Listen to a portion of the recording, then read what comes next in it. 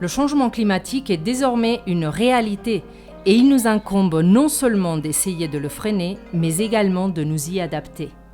Le projet Nature-Climat a été lancé en 2019 avec l'objectif d'améliorer l'adaptation des espaces naturels à ce changement.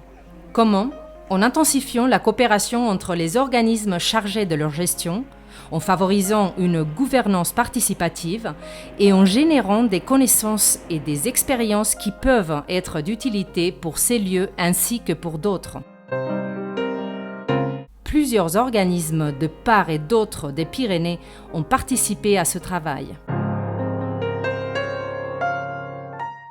La première étape a consisté à créer des groupes de travail transfrontaliers composés d'experts et de personnes chargées de la gestion de ces espaces. Nous avons également eu l'occasion d'apprendre des autres en identifiant les bonnes pratiques dans ce domaine. En outre, 4 scénarios ont été définis dans le cadre de l'intervention pour en faire des espaces de référence dans l'adaptation au changement climatique.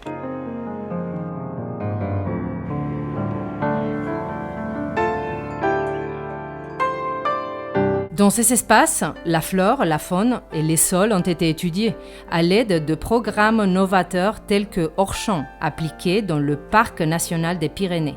Des interventions ont également été menées afin de contrôler les espèces exotiques envahissantes au sein du parc naturel Señorío de Bertiz.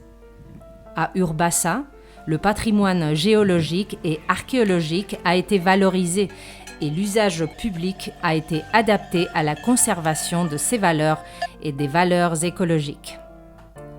Parallèlement, en dehors de ces espaces de référence, des études portant sur le changement climatique ont été réalisées. On a analysé la fixation du carbone dans les pâturages de Navarre à haute valeur naturelle et on a effectué un suivi des oiseaux depuis le col de l'Indus et en mer dans les espaces marins des Pyrénées-Atlantiques en portant une attention particulière sur l'effet qu'ont sur eux les changements climatiques. D'autres interventions ont été menées afin d'améliorer les services et les équipements des espaces naturels pour comptabiliser leurs usages récréatifs, forestiers et d'élevage quant à la conservation. Des sentiers et des infrastructures ont été aménagés, des équipements ont été rénovés et créés, l'accessibilité a été améliorée et des services ont été mis en place pour les visiteurs. La formation de professionnels a représenté une ligne de travail fondamentale du projet. Plusieurs séminaires sur la gouvernance participative ont été organisés, mais également des cours pour former du personnel technique en durabilité, des ateliers sur la gestion des forêts, l'éducation environnementale, la gestion des espaces marins et la migration des oiseaux. L'éducation à l'environnement et la sensibilisation ont également été essentielles dans la valorisation du patrimoine des espaces naturels et pour contribuer ainsi à leur conservation.